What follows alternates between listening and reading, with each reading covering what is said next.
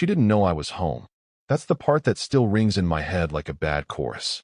I'd come in through the side door, soggy sneakers, damp shirt clinging to my back, one hand gripping a plastic grocery bag, the other wiping lawn clippings off my neck.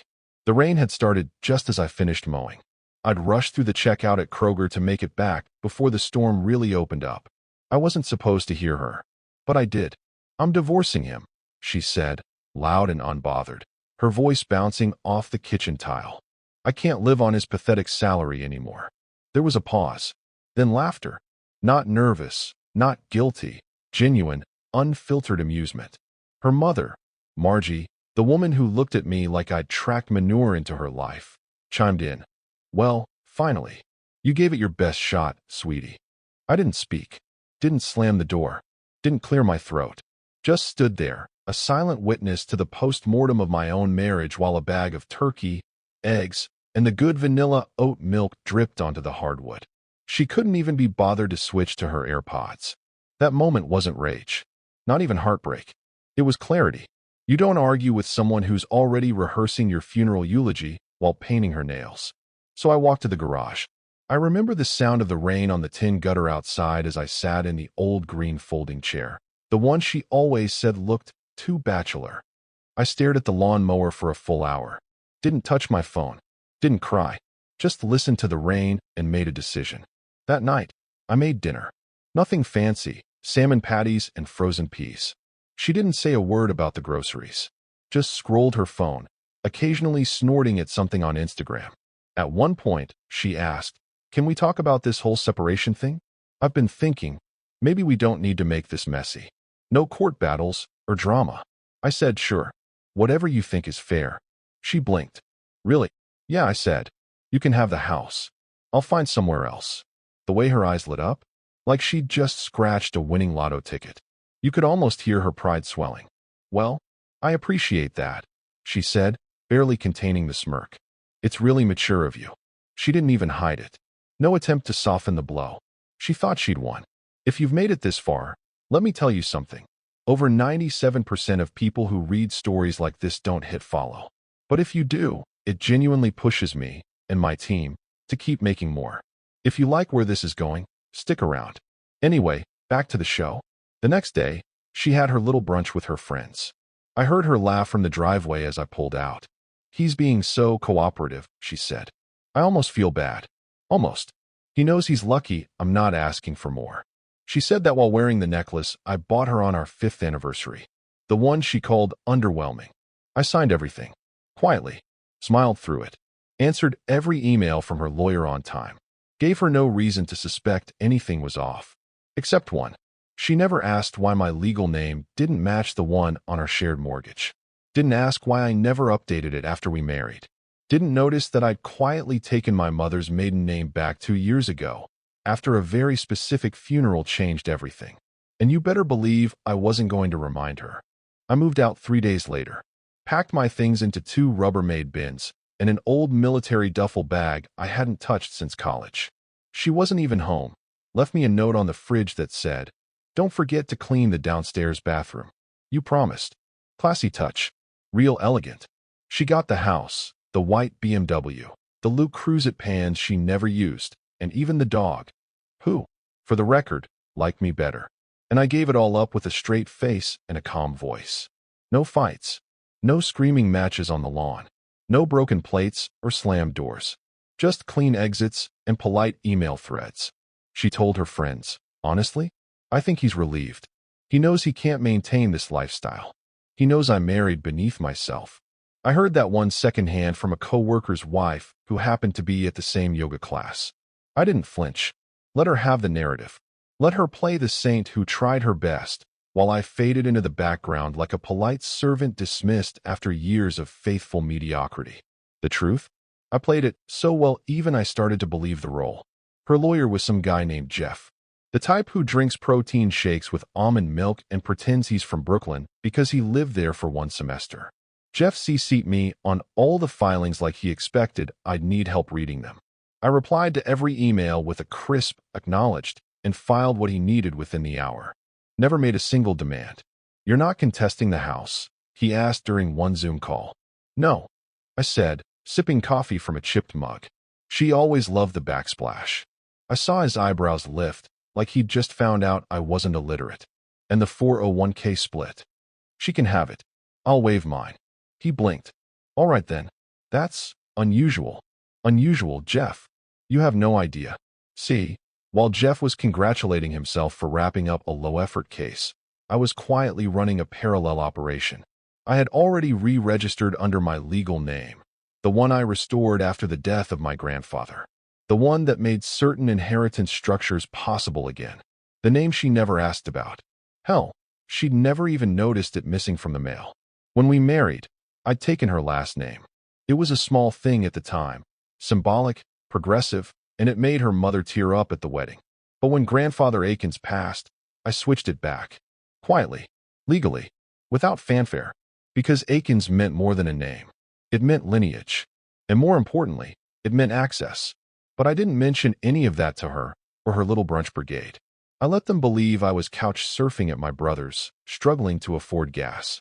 I let her believe I was licking my wounds and budgeting on instant noodles.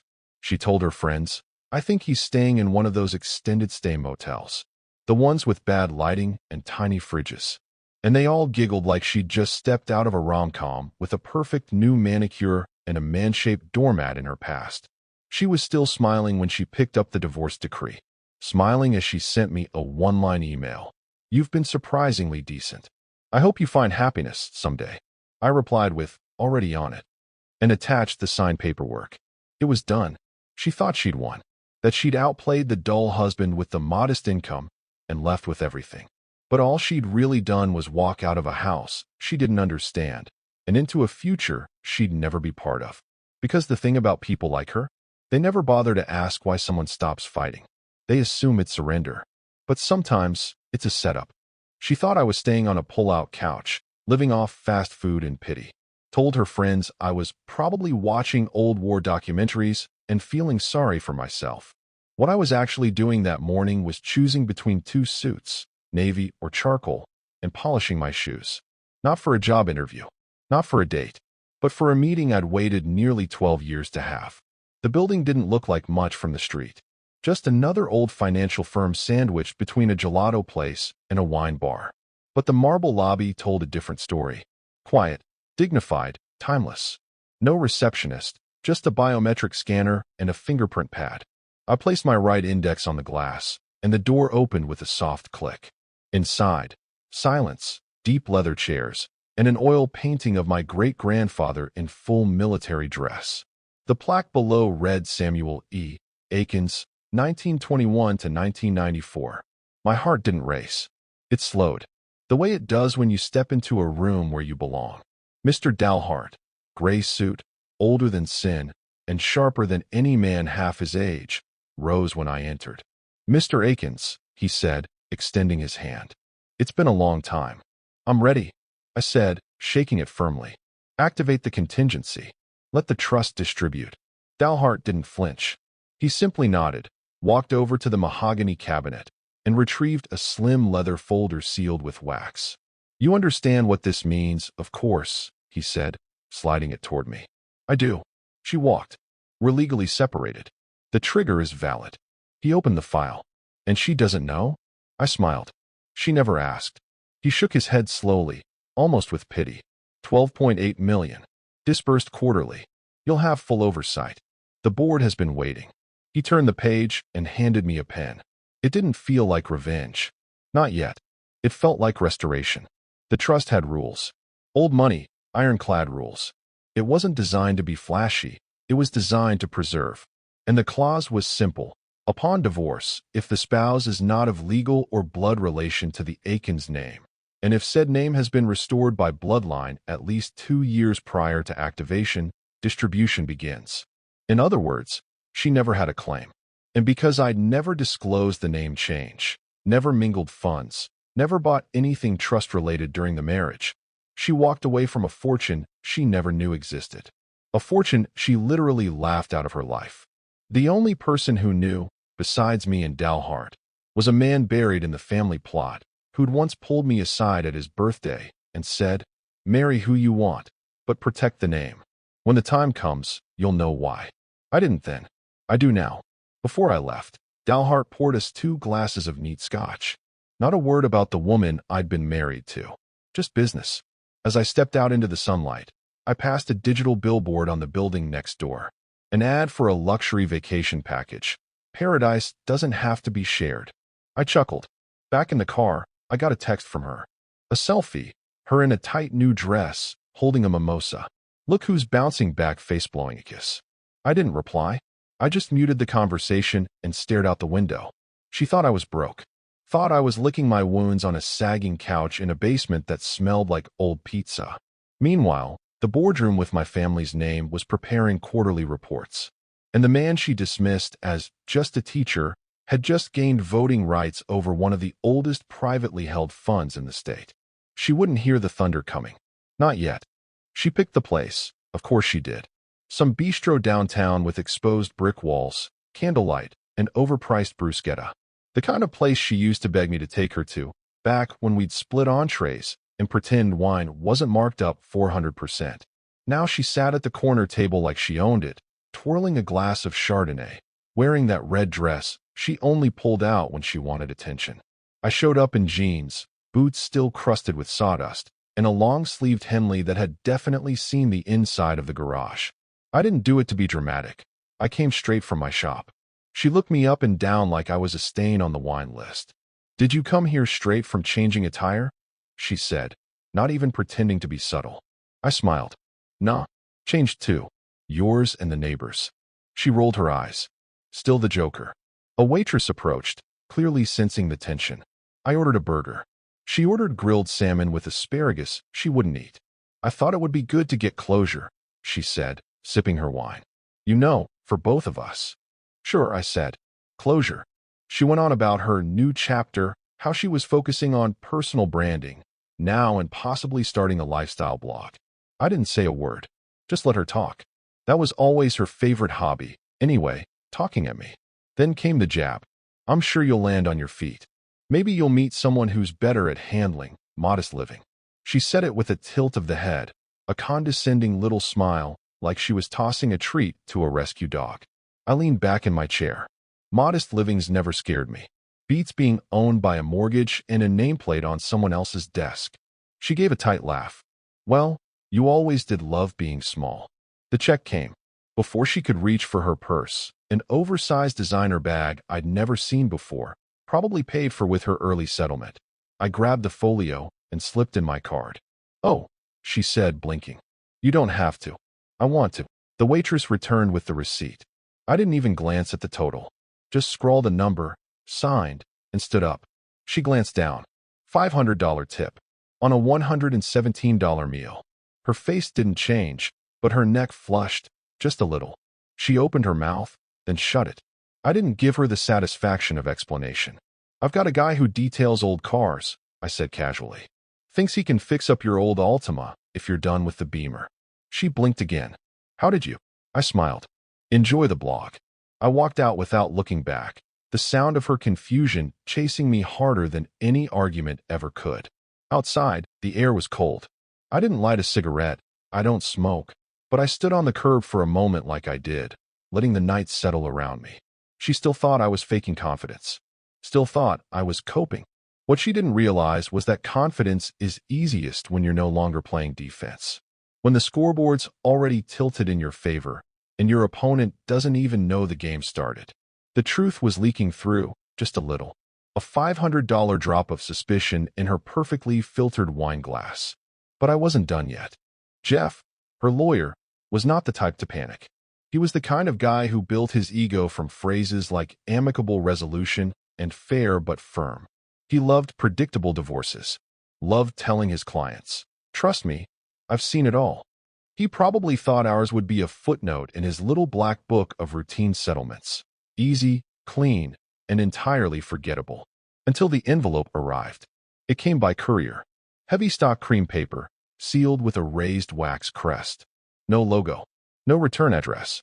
Just private and confidential in crisp black ink. He opened it at 3:17 p.m. on a Thursday. Inside was a letter. For sentences.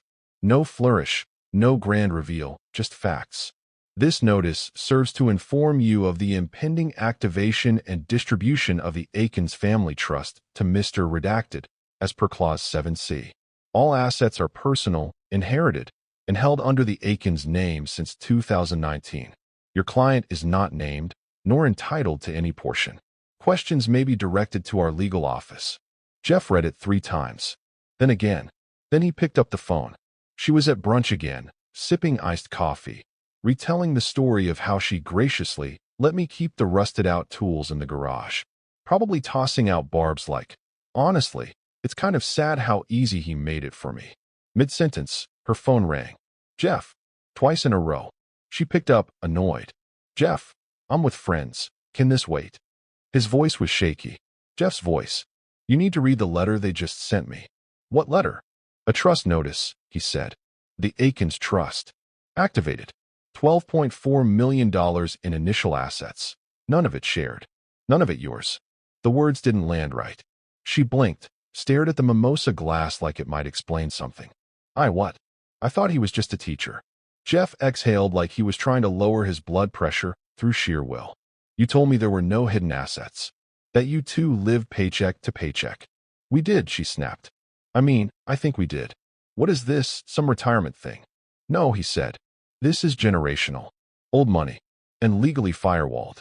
I have no standing here. None." The table around her fell silent. Her friends stared, watching her face morph from smug to gray. I didn't know," she whispered. "That's clear," Jeff replied, his voice cool now. "But you should have. You really, really should have." She hung up and walked to the bathroom. Locked the door. Inside, she read the forwarded scan on her phone. Read it again. And again. But the sentence didn't change. Your client is not named, nor entitled to any portion. She tried to remember. Had she ever asked about my family? About the name on the mailbox? About the framed photo in the guest room that she always claimed clashed with her aesthetic? She hadn't. Because she assumed there was nothing to ask. She assumed she was marrying down. She assumed up was the only direction she could go. Now she was standing in a tiled restroom, phone screen dimming in her hand, realizing she hadn't just lost a husband. She'd stepped over a gold vein in the dirt and walked away barefoot. And all I'd done was let her. She didn't knock. She pounded. Open palm, 5 sharp slaps against the cheap rental door like she was trying to summon a ghost. I opened it slowly, holding a mug of tea and wearing an old flannel I hadn't unpacked in years. Behind her, the world kept moving. Cars, sprinklers, a neighbor's wind chime. But she stood there like everything had just stopped. "You lied to me," she snapped. I stepped aside. "Come in." She didn't even take her heels off. Just clacked across the floor of the small, barely furnished space like a prosecutor in a closing argument. She looked ridiculous, still dressed like brunch royalty, tight beige skirt, designer bag, and fury. Her mascara was slightly smudged. A small, but telling detail. "Is it true?" she asked, hands trembling. "The trust. The money. The name. Aikens. Is it true?" I sat down in the only decent chair in the place, next to the cardboard box I'd been using as a side table. "I made chamomile," I said, nodding toward the kettle. "Still have some left." "Cut the crap," she spat. I took a sip and set the mug down gently. "Yes, it's true. My grandfather's trust.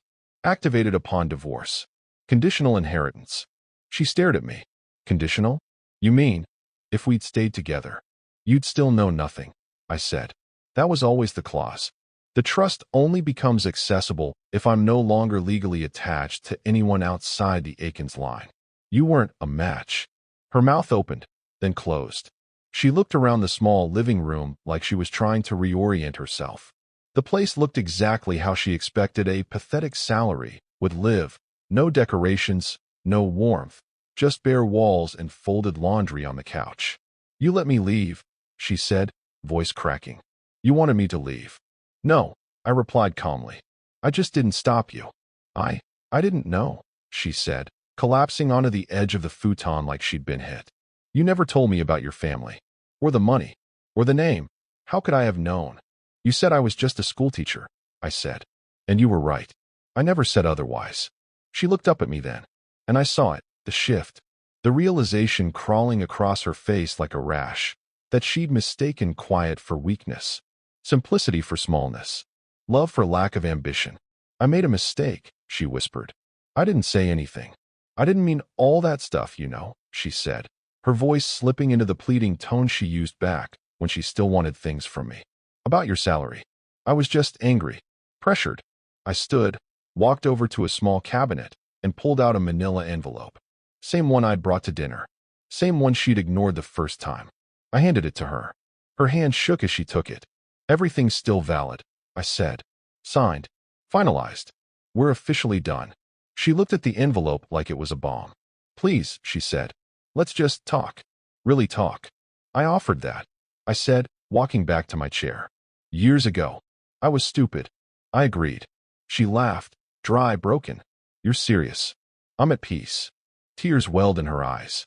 Not the performative kind she used when she didn't get her way at parties. Real ones. The kind that come when the floor vanishes under your feet. "I never knew who you really were." "No," I said. "But I did." She left the envelope on the coffee table and walked out without another word. Not even a door slam. Just silence. And in that silence, I took another sip of my tea and stared at the envelope. She thought it was the end of a conversation. But for me, it was the punctuation. The last period at the end of a very long, very quiet sentence. The photo ran on page 3 of the Midland Business Journal, beneath a headline that most of her friends probably wouldn't have even noticed until they did. "Legacy and Leadership. Aiken's Family Trust reemerges with local philanthropic pledge." There I was, clear as day, navy suit, crisp white shirt, shaking hands with the mayor in front of a charity gala backdrop with gold-lettered logos behind us.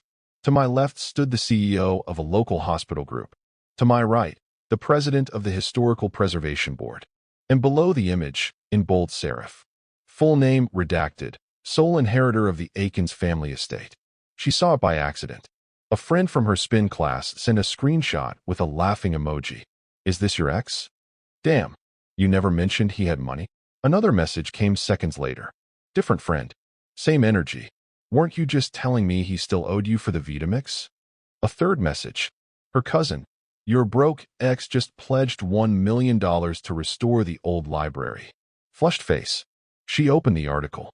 The piece wasn't long. Just a few paragraphs noting how Mr. Aikens has remained largely private over the years, and how he'd quietly resumed control over the family trust after the passing of patriarch Samuel Aikens. It praised his low profile, his decision to support local initiatives, and his apparent disinterest in flaunting wealth. There was even a quote. "Legacy isn't about inheritance," I told the journalist. "It's about discernment. Quiet decisions with loud results." She dropped her phone. It hit the marble floor of her kitchen and skittered beneath the island. The room felt suddenly larger, colder. She sat down at the counter and stared at the spot where the phone had disappeared like it had vanished into another dimension. And then the call started. First, her mother. "No, hello. You mean you left that?" She closed her eyes. "Mom, I didn't know. You lived with him. For years." "What do you mean you didn't know? Didn't you ever wonder why he never borrowed money? Or why his car was 10 years old but always ran like a dream?" "Mom, stop. You always said he was broke. I thought he was." "Well," her mother said, voice sour and sharp as ever, "you thought wrong. And now you're living in a rental with a dying fig tree while your ex-husband's donating wings to children's hospitals." Click. More texts. Dozens. Her best friend from college sent a voice memo that started with, "Okay, what the hell?" She turned off her phone, then unplugged the Wi-Fi router for good measure. She sat alone in her kitchen, dressed in a sweatshirt she'd stolen from my side of the closet during the divorce. The sleeves were too long. She kept tugging them up like they were trying to choke her. Outside, a neighbor's kid rode a scooter up and down the block. The sound of wheels scraping pavement was the only thing left in the air. Because it wasn't just that I had money now. It was that everyone knew, except her. And worse, that everyone knew she didn't know. It's one thing to leave a man because you think he's beneath you. It's another to find out the man you mocked for being just a teacher is now casually shaking hands with the men who write checks with more zeros than your annual wardrobe budget. She thought she'd rewritten the story of us. Now she was realizing she was just a footnote in mine. It took her 3 days to call Jeff back. By then, The article had circulated far beyond the business journal. It made the rounds on local Facebook groups. Someone on Twitter reposted it with the caption, "Guy gets dumped, becomes Bruce Wayne. Respect." Even LinkedIn had a trending post, "Never underestimate the quiet ones." She showed up at Jeff's office unannounced, sunglasses on, hair pulled back like a grieving widow, even though the only thing she'd lost was something she never bothered to check if she had. Jeff looked up from his desk like a man already preparing for disappointment. "I want to revisit the settlement," she said, dropping into the leather chair like a client who expected results by sheer force of posture. Jeff sighed.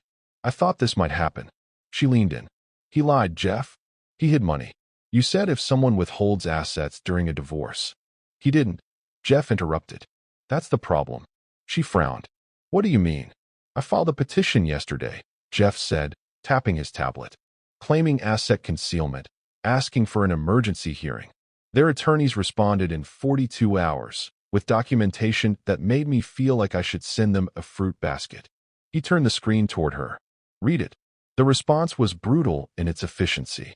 The Akins family trust was never commingled with marital assets, was registered under a pre-marriage name, and remained dormant throughout the entirety of the marriage. Activation occurred post-legal separation, under conditions clearly outlined in Clause 7C. There is no legal precedent for redistribution. She blinked. Dormant? Pre-marriage name? What is this, spycraft? Jeff didn't smile. "You never asked him about the name change?" "I thought he was being sentimental. Or something." Jeff tapped again. "Legally, he insulated everything. The inheritance didn't exist in any form we could have claimed while you were together. It's like suing someone for a lottery ticket they bought after the breakup." "I was his wife," she said, voice rising. "I gave him years of my life. And he gave you the house, the car, the accounts, and didn't contest a single clause," Jeff said. "No prenup, no screaming, just cooperation. That was your red flag. He let you walk." Her mouth opened, then closed. "There's got to be a way," she said finally. "Appeal, technicality, something."